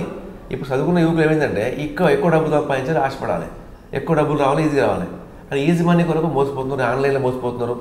100% ఇప్పుడు ఉన్న యూత్ వాళ్ళు తప్పవుతుంది. వాళ్ళు మార్చుకోవాలి. మీరు ఇక్కడ పని ఉంది, ఇక్కడ పని చేసుకోండి. ముఖ్యమంత్రి చెప్తున్నారు, మేము చెప్తున్నాం, అందరూ చెప్తున్నాం, మీడియా కూడా చెప్తుంది. నేను మొన్న చూసాను సార్, ఇక్కడ పెద్ద కంపెనీలు ఉన్నాయి. నేనే మొన్న అది తెలంగాణలో పనిచేయడానికి పక్క రాష్ట్రాలు చూస్తుంటే ఇక్కడ వాళ్ళు వెళ్ళి వేరే దేశంలో పనిచేస్తారు. అదే నేను మొన్న పటాంజలికి వెళ్ళాను సార్. పెద్ద దుబాయ్ రేట్ల కంపెనీలు ఉన్నాయి, వాటి కంపెనీలు ఉన్నాయి. అంటే ఇక్కడ మనం పని చేసుకోవచ్చు. ఇక్కడ పనిచేయడానికి బీహార్, ఒరిస్సా నుంచి వస్తుంటే ఇక్కడ తెలంగాణలో ఉన్న యూత్ను ఏముందంటే మేము తెల్ల బట్టలు కావాలా, మటన్ మాయద్దు, ఇంట్లో కూర్చోవాలి, డబ్బులు కావాలని నడుస్తారు. ముఖ్యంగా తెలంగాణ యూత్ మారాలి. ముందు ఆ వయసుల కాడ ఓడు మానాలి, అక్కడ తాటికల్లు కడ పోవాలి, పని చేసుకొని పుష్టిలో పని చేసే పని ఉంది. నేను కొంచెం చదువుకుందో కోర్టు కూడా కూర్చుంటారు. ఒక ఉత్తరం రాయమంటే వాళ్ళు దబ్బలుచుకోవచ్చు. పని చేసుకుంటే లేజీ, మేము బయట పోదాం, ఈజీ మనీకి పోతున్నాం. అది తప్పు. అది ఈ తెలంగాణలో కాదు, ఇండియాలో చాలా పనులు ఉన్నాయి. ఈజీ మనీ విషయం పక్కన పెడితే ఇక్కడ తెలంగాణ వాళ్ళు కానీ, ఆంధ్రప్రదేశ్ వాళ్ళు కానీ, తెలుగు వాళ్ళందరూ కూడా దుబాయ్ వెళ్ళి సంపాదించుకోవాలనుకుంటే ఎలాంటి నియమ నిబంధనలతో ఉన్నాయి? ఇమిగ్రేషన్ యాక్ట్ 1983 ప్రకారంగా లైసెన్స్ ఏజెన్సీలు ఉన్నాయి సార్. వాళ్ళు 50 లక్షల రూపాయలు సెక్యూరిటీ డిపాజిట్ పెడతారు సార్. వాళ్ళ ద్వారా వెళ్తే అక్కడ సెక్యూరిటీ ఉంటుంది, జాబ్ ఉంటుంది, అక్కడ సేఫ్టీ ఉంటుంది. తెలంగాణలో 33 ఉన్నాయి సార్. 33తో పాటు టాప్కామ్ సంస్థ కూడా ఉంది. వీళ్ళ ద్వారా వెళ్ళాం అనుకోండి, అక్కడ మోసం అయినా కానీ, ఇప్పుడు మోసం అయిందే సినిమా దొరికి మనం బ్లాక్ చేసినాం, న్యాయం జరుగుతుంది. ఇన్లీగల్గా వాళ్ళు వెళ్తున్నారు, విజిట్లో వెళ్తున్నారు, రష్యాకి వెళ్తున్నారు. నేను ఇప్పుడు ఈ మధ్యలో ఫోన్ చేసిన మన ముఖ్యమైన ప్రధానమంత్రి షోలో, అది గుజరాత్కి వెళ్ళి ఆన్లైన్లో నేను రష్యా నుండి కెనడా పంపుతా 4.5 lakhs. ఎట్లా పంపుతారంటే మేము కఫీల్తో వెళ్ళాలి అంటే, ఇవి కఫీల్ లేకుండా మేము అరేంజ్ చేస్తామండి, డమ్మీ వైఫ్ ఫైల్ చేస్తామని చెప్పని మాట్లాడితే మీకు రికార్డు తెప్పిస్తాను. అంటే ఈ విధంగా మనకిచ్చి మనం మోసపోతున్నాం. నేను అమెరికాకి వెళ్ళి తెప్పించిన, సింగపూర్ తెప్పించిన, థైలాండ్, బ్యాంకాక్, రష్యా, ఇరాక్. ఈ రష్యా, థైలాండ్ నుంచి ఇటు జంప్ అవుతారట. అటు జంప్ అయ్యడానికి వెళ్తున్నారు. తెలిసిపోతున్నారు వీళ్ళు. తెలిసిపోవడం కూడా ఏదో కదా సార్. అలాంటి వారిని ఆపాలి ఫస్ట్. ఎవరు తెలిసిపోతున్నారో, ఎవరైతే డబ్బులు 4 లక్షల 5 లక్షలు వచ్చి అక్కడ ఫ్యామిలీ వీజాల మీద పోతున్నారో, అక్కడ స్టూడెంట్ వీజా మీద పోతున్నారో, వీళ్ళని ఆపాల్సిన అవసరం ఉంది. ఆన్లైన్లో డబ్బులు కడుతున్నారు, ఆన్లైన్లో పోతున్నారు. అక్కడ వీళ్ళకి ఏదో అవుతుంది, మమ్మల్ని చంపేస్తున్నారు, మమ్మల్ని చెప్తున్నారు. యూరోప్ కంట్రీ పోతే ఆ యూరోప్ కంట్రీ ఏదైనా జరిగితే ఇక్కడ మన రాజకీయ నాయకులు వా అని పోతారు. వాడు పోయి తప్పుతోలో పోతాడు. మీరు అయితే హెల్ప్ చేస్తారా? సాధారణంగా గల్ఫ్లో ఉన్న వాళ్ళు చాలామంది ఫోన్లు చేస్తుంటారు. ఇక్కడంతా బాగానే ఉన్నాం అంటే, స్కిల్ లేకుండా దొంగతనంగా వచ్చిన వాళ్ళకి మాత్రమే ఇబ్బంది. అవును. న్యాయపరంగా వచ్చిన వాళ్ళు, స్కిల్ ఉన్న వాళ్ళకి మేము చాలా హ్యాపీగా ఉన్నాం, డబ్బులు సంపాదించుకుంటున్నాం అంటూ చాలామంది ఫోన్లు చేస్తారు. వాస్తవం అంటారు? వాస్తవం సార్. ఇప్పుడు నేను 16 సంవత్సరాలు పనిచేసాను సార్. నాకు స్కిల్ ఉంది, పని చేసుకుని కంపెనీలో ఉన్నా, కంపెనీలో ఇబ్బంది జరిగింది, అక్కడ హెల్ప్ అడిగినా, తీసుకున్నా. 16 సంవత్సరాలు ఒక కంపెనీలో పనిచేసి లేబర్ ఇన్ఛార్జ్గా పనిచేసిన, ట్రాన్స్పోర్ట్ ఇన్ఛార్జ్గా పనిచేసిన, క్యాషియర్గా పనిచేసిన, ఒక డిప్యూటీగా ఉండే 10 మందికి ఉపాధి కల్పించి స్థాయిలో వచ్చిన అలాంటి చాలామంది ఉన్నారు నా టైంలో. ఇప్పుడు కూడా ఉన్నారు. మీరు ఈజీ మనీ కొరకు రష్యా పోతారు, అమెరికా అంటారు, డబ్బులు మొన్న కేసు అదే సేమ్. ఇప్పుడు చదువుకున్న స్టూడెంట్సే ఇప్పుడు మోసపోతున్నారు. వాళ్ళు మారాలి ఫస్ట్. ఉన్న డబ్బులన్నీ అయ్యే వాళ్ళు సంపాదించిన డబ్బులు మొత్తం మీరు ఇరు కంట్రీ పెడతా అని చెప్పి నష్టపోతే దానికి ఎవరు బాధ్యత వహించాలి? ప్రభుత్వమా? కానీ అక్కడ వాళ్ళు కూడా చెప్తున్నారు, స్కిల్ ఉన్న వాళ్ళు మాత్రమే గల్ఫ్ దేశాలు రండి, స్కిల్ లేని వాళ్ళు రావద్దు. వాస్తవం సార్. స్కిల్ లేని వాళ్ళు వస్తే ఇక్కడ లేబర్గా పనిచేయాలంటున్నారు. మనం అన్స్కిల్కు బ్యాన్ ఉంది మన ఇండియన్ గవర్నమెంట్, బ్యాన్ చేసింది. అందుకే ఏం చెప్తున్నారు వీళ్ళు ఏజెంట్లు, విజిట్ కమ్ ఎంప్లాయ్మెంట్ వీసా అని చెప్పి నాశనం నమ్మబడుతుంది. వీళ్ళు నమ్ముతున్నారు. నమ్మి ఇప్పుడు నేను తెప్పించిన మొత్తం విజిట్ కమ్ ఎంప్లాయ్మెంట్ వీసాలో ఉన్నాయి.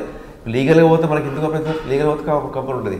దయచేసి నేను రిక్వెస్ట్ చేస్తున్నా iDream ద్వారా ఎవ్వరు కూడా అన్స్కిల్ కానీ లేబర్ కమ్ ఎంప్లాయ్మెంట్ వీసాల విజిట్ వీసాలో వెళ్ళకండి. విజిట్లో వెళ్తే మాత్రం ఇప్పటి నుంచి ప్రభుత్వం ఆదుకోదు. నాకు అవేర్నెస్ చేయమని చెప్తుంది కూడా. మీరు ఎంప్లాయ్మెంట్గా వెళ్ళండి. లేకపోతే మీకు అక్కడ ఎవరైనా బంధువులు ఉంటే వాళ్ళు పంపితే వెళ్ళండి. కానీ జాబ్ వీసా మీద ఉంటే మీకు సెక్యూరిటీ ఉంటుంది. అక్కడ కంపెనీలో ఇబ్బందులు ఉన్నా కొట్టినా చేసినా మీకు రక్షించుకోవచ్చు. దాని మీద నేను ఒక యూట్యూబ్లో కూడా సినిమా ఒకటి గల్ఫ్ గాయమని సినిమా తయారు చేసి దాంట్లో అది పెట్టిన ఏ విధంగా చేసి మోసాలు అనేది రియల్ స్టోరీ పెట్టిన అందులో అది చూసి నేర్చుకోవాలి. లేకుంటే ఇప్పుడు iDreamలో ఎన్నో మనం స్టోరీస్ పెట్టాం, దాంతో అది చూసి నేర్చుకోవాలి. జనంలో మార్పు రావాలి సార్, ప్రభుత్వాలు కాదు. ప్రభుత్వం మార్పు వచ్చింది. ఆ మార్పుకు ఆ స్టిక్కర్ చూపిస్తుంది. ఎన్ని చట్టాలు అమలు చేసింది, ఎన్ని అవేర్నెస్ క్యాంపెయిన్ చేస్తుంది, ఎంతమంది చేస్తున్నారు అని మన ఊళ్ళో మార్పు వస్తలేదు. ఈజీ మనం సంపాదిద్దాం చెప్పి తప్పులతో దొక్కి కళ్ళమ్మి అక్కడ డ్రంక్ చేసి అక్కడ గంజాయి అమ్మి ఇక్కడ నుంచి టాబ్లెట్స్ సప్లై చేసి పట్టుబడితే జైల్లో పడుతున్నారు. ఎంతమంది సార్ అట్లా ఈ కేసులు మన వాళ్ళు చాలా మంది వీడియోలు పంపుతుంటారు. మీ గల్ఫ్లో నరకం అనిపిస్తున్నాం అంటే ఏడ్చుకుంటూ పంపుతుంటారు వీడియోస్, సెల్ఫీ వీడియోస్. అందులో కొన్ని డమ్ వీడియోస్ వస్తున్నాయి సార్. కొన్ని కావాలని ఏదో ఈ మధ్యలో ఆన్లైన్ మంత్రి కేటీఆర్ గారికి నాకు చెప్పంటే కొన్ని పంపుతున్నాను. నేను ఒక్కటే చెప్తున్నా, మీరు అనవసరంగా డమ్మీ వీడియో పంపకుండా జున్నున్న వీడియోలు అయితే మీరు మీ passport copy, visa copy, agent పేరు, మీ గ్రామము, మీ ఫ్యామిలీ మెంబర్స్ వాళ్ళు పేరు చెప్పి మీ ఇబ్బందుల్లో ఉన్నాము, మీ ఏజెంట్ ఎట్లా మోసపోయింది ఆ ఇబ్బందులు ఉంటే వాళ్ళకి మాత్రమే ప్రభుత్వం ఆదుకుంటుంది అని. ఇప్పుడు ఏదో వాట్సాప్లో పెట్టి ఇక్కడ ఫోటో కూడా చేసుకోండి, తప్పు చేస్తాను. జనం గల్ఫ్లో ఉన్నవారు వాస్తవాలు మీరు ఇబ్బందుల్లో ఉన్నామంటే ఇది మీ ఇబ్బంది ఉంటే మీరు వాట్సాప్ పెట్టండి, ఈమెయిల్ చేయండి గవర్నమెంట్ ఆఫ్ ఇండియాకు, తెలంగాణ గవర్నమెంట్కి ఈమెయిల్ చేయండి. మీకు అందుబాటులో లేకుండా అక్కడ మాకు వాలంటీర్స్ ఉన్నారు, అక్కడ ఏదున్నా సమాచారం ఈజీగా ఉంటుంది. వాట్సాప్ మాకు పంపండి, మేము సమాచారం ఉంటుంది. కానీ ఫేక్ డాక్యుమెంట్ పంపి ఫేక్ మీద పెట్టి మీరు పంపకండి. అట్లా మంచి మీకు ఏ ఇబ్బంది ఉన్నా అక్కడ ఎంబెస్సీకి అప్రోచ్ చేయండి. మీరు ఫస్ట్ ఎంబెస్సీలో మీకు హెల్ప్ చేయకుంటే మళ్ళీ గవర్నమెంట్ సాయం తీసుకోండి. గవర్నమెంట్ ఇక్కడ మీకు రెస్పాన్స్ కాకుంటే మీడియా సాయం తీసుకోండి. తప్పితే ఈ వాట్సాప్లో చాటింగ్ చేయడం, అక్కడ ఏదో ఈ ఫోటో ఆ ఫోటో పెట్టి అక్కడే జాతి భావాన్ని భావించడం ఇది పద్ధతి కాదు, మన విద్యుత్ కాదు. అక్కడ ఉండి మీరు కళ్ళమ్ముతున్నారు కొంతమంది తప్పుల వల్ల భారతదేశం పరువు అవుతుంది సార్. అక్కడ కొంతమంది సెక్స్ రాకెట్ నడుపుతున్నారు. ఈ పనులు మానుకోండి. మీరు పారిపోయిన వాళ్ళు, ఖల్లీలో ఉన్నవాళ్ళు ప్రభుత్వం టికెట్ ఇస్తుంది రండి. మీకు ప్రభుత్వం ద్వారా టికెట్ డబ్బులు లేకపోతే మొత్తం ఇక్కడ నుంచి డబ్బులు NRSL ఇమీడియట్ తెలంగాణ కూడా పంపుతుంది డబ్బులు. మీరు వస్తా అంటే గవర్నమెంట్ ఎక్సెప్ట్ తీసుకుంటుంది. వచ్చిన వాళ్ళకి ఏదో ఒకటి జాబ్ మాకు దొరుకుతుంది. గవర్నమెంట్ జాబ్ ఇవ్వాలి, మేము రావాలని చెప్పంటే అది పద్ధతి కాదు. అందరు రండి, ఇక్కడ బాగా జాబులు ఉన్నాయని ముఖ్యమంత్రి కూడా మాట కూడా సబబు కాదు. అది మీరు ఎంత ఇస్తుంటే అది వాళ్ళు తీసుకుంటారు. మీరు ఒక గవర్నమెంట్ మీకు ఏమి ఇచ్చింది, ఒక పాలసీ, ఆ పాలసీ అమలు చేయండి. ఆ పాలసీలో ఎవరైతే ఉన్నారో జునూన్గా పనిచేసేవారు వాళ్ళకి పెట్టండి. అది లేకుండా ఒక పాలసీ మీరు కేరళలో పాలసీ వచ్చింది, పంజాబ్లో వచ్చింది, దాని విధంగా మీరు చేయండి సార్. మీకు రిపోర్ట్ ఇచ్చినాం సార్. ఆ రిపోర్ట్లో మీకు ఉన్నది కదా, అమల్లో ఉంది. ఇంప్లిమెంట్ ఏది? 5 లక్షల రూపాయలు మీరు ఇస్తున్నారు సార్. 1 లక్ష ఇస్తా గవర్నమెంట్ ఇచ్చింది, 2 అమలు చేసింది. కానీ ఈ కుటుంబాలకు 2 లక్షల రూపాయలు ఇచ్చిన ఎందుకంటే 1200 మంది అప్లికేషన్ సైన్ అయ్యింది. కేటీఆర్ సార్ సైన్ చేసింది సార్. ముఖ్యమంత్రి ఒక సంతకం పెడితే ఆ 2 లక్షలకు వస్తాయి సార్. రిపోర్ట్ తయారై ఉన్నది. ముఖ్యమంత్రి గారు దృష్టి కొంచెం పెట్టి మీ ద్వారా మేము చెప్తాం. వాళ్ళకి చనిపోయిన కుటుంబాలు మీరు ఆదుకోండి సార్. మాకు ఏం వద్దు, మేము ఫ్రీగా వాలంటరీ పనిచేస్తున్నాం, ఫ్రీగా అవేర్నెస్ చేస్తాం, వాళ్ళకు ఆదుకుంటాం, రావాల్సిన లీగల్ వస్తాయి. మేము ఎలాంటి పొలిటికల్ లీడర్ దగ్గర వెళ్ళి మీటింగ్ కానీ మేము వెళ్తాం. గవర్నమెంట్ మేము బ్లేమ్ చేస్తున్నాం. ఎవరైనా బ్లేమ్ చేస్తే వాని మీద మీరు చర్య తీసుకోవచ్చు. మీడియా సహకారంతో ఈ 16 సంవత్సరాలు పనిచేసినాం. మెయిన్ ఇక్కడ కూడా ఇప్పుడు గవర్నమెంట్ ఈజీగా తప్పు అంటలేను, జనం తప్పు ఉన్నది వాస్తవంగా, ఇన్లీగల్ కూడా తప్పే. కాకపోతే మీరు అధికారుల మీద మీరు ఒత్తిడి పెంచి నిఘా ఒక వ్యవస్థ పెట్టాలి. టామ్ ఏం చేస్తుందో ముఖ్యమంత్రి నేరుగా నిఘా వ్యవస్థ పెట్టాలి. ఎందుకంటే ఆ టామ్ కావచ్చు, ఈ NRA పాలసీ కావచ్చు, ఈ హెల్ప్ లైన్ కావచ్చు, ఇది ఊరికి రాలేదు సార్. ఇది ఎంతో కష్టపడి ఎంతో మీడియా వాళ్ళు, అవుట్లుక్ మ్యాగజైన్ వాళ్ళు, నిన్న ఎక్స్ప్రెస్ వాళ్ళు, iDream అందరూ కలిసి మీడియా వాళ్ళు ఒక వైరల్గా ఇది చేస్తే అప్పుడు ప్రభుత్వం కదిలి వచ్చింది సార్. దానికి నేను ఎంత కష్టపడ్డానో అందరికి తెలుస్తున్న విషయాలు. అప్పుడు ముఖ్యమంత్రి స్వయంగా ఇలా చెప్పిన విషయం ఆయన కూడా తెలుసు ఈ విషయాలు. మీరు ఎప్పుడైతే ముఖ్యమంత్రి గారు, నేను సూటి ప్రశ్న ఒకటే మళ్ళీ చెప్తున్నా, కేటీఆర్ గారితో కూడా అదే మాట చెప్పినాయి ఒక మీటింగ్లో 2016 ఫస్ట్ యంత్రాంగాన్ని తయారు చేయండి మీరు, మాకేమద్దు, యంత్రాంగాన్ని మీది కరెక్ట్ లేదు, మేము ఏజెంట్లను మీరు అరెస్ట్ చేయమంటారు, మీ పొలిటికల్ లీడర్ ఆపుతారు. What is this? ఏ అధికారి పని చేయద్దా మీ దగ్గర? నిజాయితీగా పనిచేసే ఆఫీసర్లను మీరు ఒత్తిడి చేసి ట్రాన్స్ఫర్ చేపిస్తారా? ఇది ఎక్కడ న్యాయం సార్? ఒక్క పోలీస్కు పవర్ ఇచ్చినట్టు ఇచ్చి తీసుకుంటారా? పోలీస్కు ఫుల్ పవర్ ఇవ్వండి, తప్పు చేసిన అధికారి సస్పెండ్ చేయండి, ఫస్ట్ తప్పు చేసిన ఆఫీసర్ ముందు సస్పెండ్ చేయండి, రిమూవ్ చేయండి ఫస్ట్ వాళ్ళని. ఆ అధికారాన్ని రిమూవ్ చేస్తే అప్పుడు తెలంగాణ గవర్నమెంట్ విశ్వనగరంగా మారుతుంది, లేకపోతే మోసల నగరం మారుతుంది. ఇది మోసల నగరం గుర్తింపు వచ్చింది మనకు. తెలంగాణ రాష్ట్రంలో పనులు చేయడానికి పక్క రాష్ట్రాన్ని చూస్తున్నారు. మన రాష్ట్ర బిడ్డలు పరాయి దేశం వెళ్ళి పనిచేయడం అంటూ ముఖ్యమంత్రి కేసీఆర్ గారు అన్నారు. కరెక్టే, ఆయన చెప్తున్నట్లుగా మన రాష్ట్రంలో పనిచేయడం, పక్క రాష్ట్రాలకు వెళ్ళి ఆ బెయిల్ పని చేసే బదులు మన రాష్ట్రం నుండి మన రాష్ట్ర అభివృద్ధికి సహకరించండి. అదేవిధంగా చాంద్ బాషా చెప్తున్నట్లుగా పరాయి దేశం వెళ్ళండి, డబ్బులు సంపాదించిన తప్పేం కాదు, కానీ ఒక స్కిల్ నుండి వెళ్ళండి. అన్స్కిల్డ్కి వెళ్తే మాత్రం ఖచ్చితంగా అక్కడ మీరు మోసపోతారు. చట్టాలు ఉన్నాయి, చట్టాలకు వెళ్ళండి. లైసెన్స్ ఆ ఏజెన్సీ ద్వారా వెళ్తే మీకు రక్షణ ఉంటుంది, అదేవిధంగా మీకు ఇన్సూరెన్స్ దొరుకుతుంది. ఇవన్నీ కాకుండా మీరు పక్కదారిలోకి వెళ్తే మాత్రం ఖచ్చితంగా మీరు ఇబ్బంది పడడం ఖాయం అంటూ హెచ్చరిస్తారు. ఇది వారం చాంద్ బాషా గారితో పాటు బాధితుల యొక్క ఎక్స్క్లూజివ్. వచ్చే వారం మరో గెస్ట్తో మళ్ళీ కలుద్దాం.